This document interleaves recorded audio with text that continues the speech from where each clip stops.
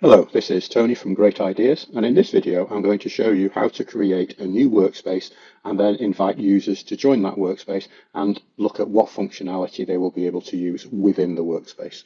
So I'm going to start by signing in today. And here you can see a list of all of the workspaces that my user account is currently active in. Now, if I want to add a new workspace, I have to do it from the server owner workspace. So the only people that can create new workspaces are users of the server owner workspace that have access to the managed workspaces application. So once I'm on the managed workspaces application, I can add a new workspace manager and name my workspace. So I'm going to call this the demo invite user workspace.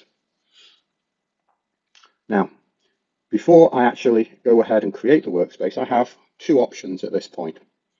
Because our licenses are workspace specific, you need to make sure that if you want to use the same license for your dev, QA, and production workspace, that you use the same workspace ID when you create the workspace. So if I'm going to create a workspace in the dev environment, I typically would not have a workspace ID.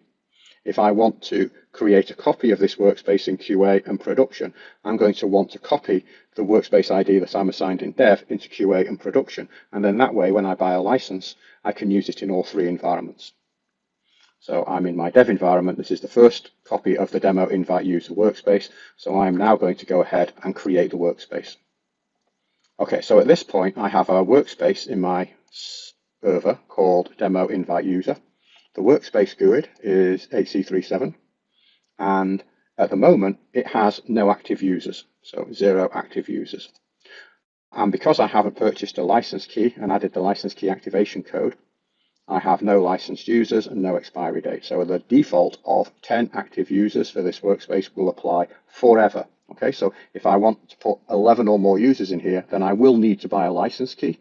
And it's the combination of the workspace ID, the license key, and the license activation code. So those three things together are used to validate and determine how many users you have licensed and what the expiry date of your license will be. So at this point, I have an empty workspace. It has no data, no users, and I want to actually sign into the user for the first time and create a workspace owner user account. So the way I'm going to do that is you'll note I have this sign in workspace owner link here. I'm going to copy this link and I'm going to paste it into my browser and go. Okay, so at this point, I'm being asked to authenticate a user account. So either I can create a whole new user account or I can use an existing user account. And when I sign in this time, you see it goes straight into my demo invite user workspace. And you see here that I am the only user in that workspace and that I have access to invite users, workspace administration, and the overall workspace configuration functionality. And that's all we've got. Okay, so by default, this is a minimal, no data workspace with just a single user in it. Now, if I go back here and refresh this page, we can see that the demo invite user workspace now has one active user. Okay, and that active user is me. I have joined this workspace. Now, as you can see, my functionality at this time is limited. I've got access to the main user invitation information, and my homepage is the user administration function. I can change my permissions by going in here and then adding applications. So I could add any application that's available within my server. So in my dev environment, I have a whole bunch of stuff that the team is working on, and I can pick and select any of those functions. So I'm going to pick my customers functionality, and I am going to then select which roles are available to me. So I'm going to pick the customer administration, release, request manager roles, and assign all of those to me. And then what groups do I have access to? Well, in this case, I already have access to the administrator group, so I can see any information inside this database. Now, as you can see, I've made some changes, but my customers application doesn't show here yet. When you're making changes to applications, you actually have to sign out and then sign back in again. So what I'm going to do is I'm going to sign out here and then sign back in again. And you can see I now have a new workspace. I have the demo invite user as an active workspace. I'm going to be looking at user administration. If I come in here now, I can see that I now have access to all of my customers' functionality. Okay, so that was nice. I've got a new workspace and I can now add customers into my workspace. But it's going to be boring playing here alone, so I'm going to invite other users to my workspace. So the way I need to invite a user is I need to create a template invitation for new users to join my workspace. So what I'm going to do is I'm going to create an invitation called Join Tony. I'm going to want to set the initial user state of users attempting to join this workspace as inactive, because I don't want them just to go straight in and see all my data, right? I want to actually have an authentication step. If I didn't need an authentication step, I could just say you're active as soon as you sign up, right? I mean, I personally, we use this for some of the portal functionality, but for people joining your application, I would recommend, if they're having access to the application data as a whole, that you join them inactive and then authenticate them.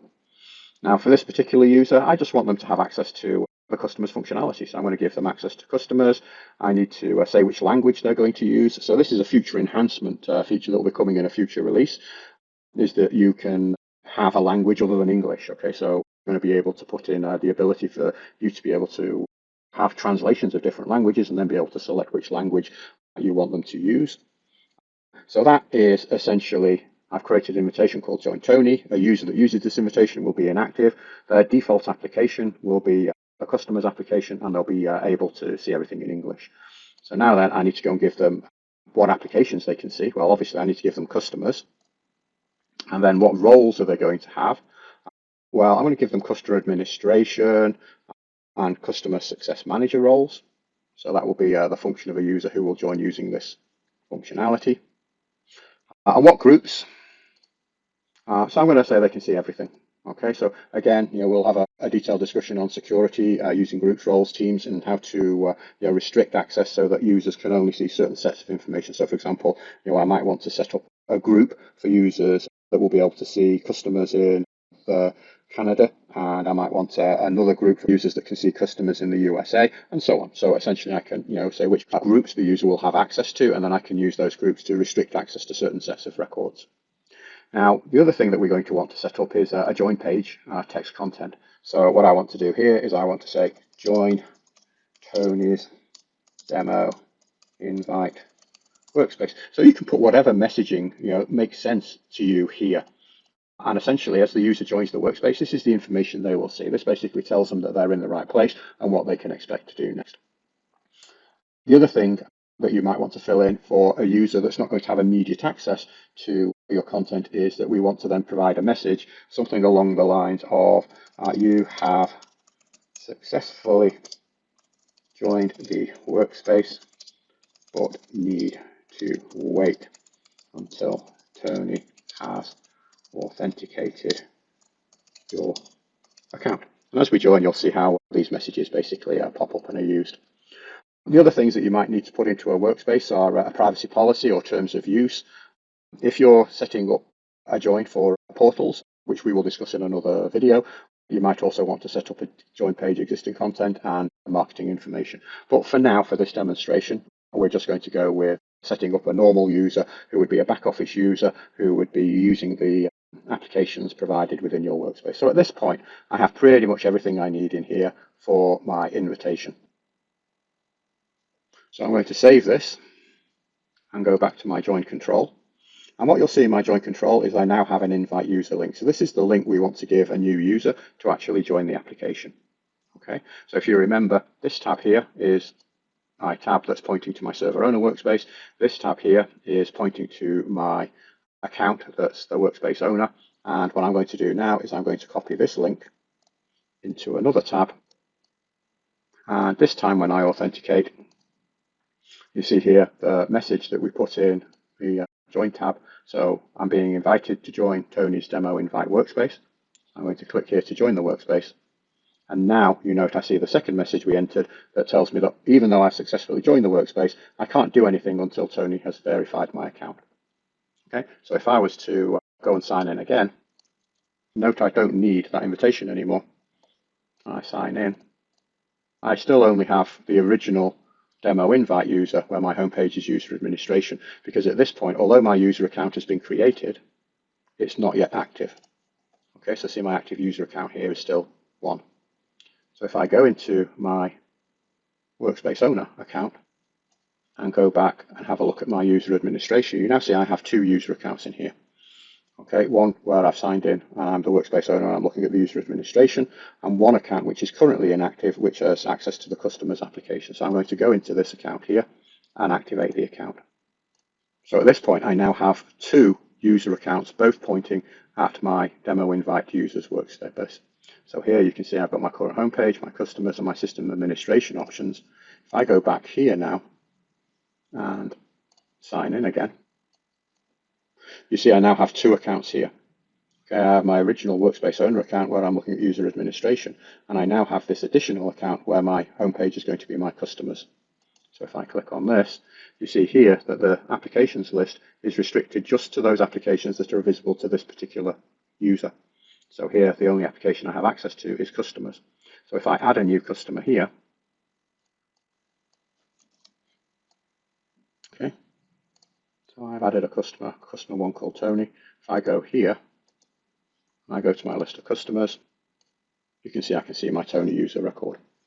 Okay, so what this video has shown you is from the beginning how to create a whole net new workspace with no data in it at all, how then to sign up the first user in that workspace as the workspace owner with access to user administration functions, how to use those user administration functions to add additional functionality to my user, and by extension any other user of the workspace, how to create an invite user template so that I can then go out to my other colleagues and invite them to join my workspace, and then assign functionality and access rights and roles to those users as they join the workspace, and how I can go back inside here.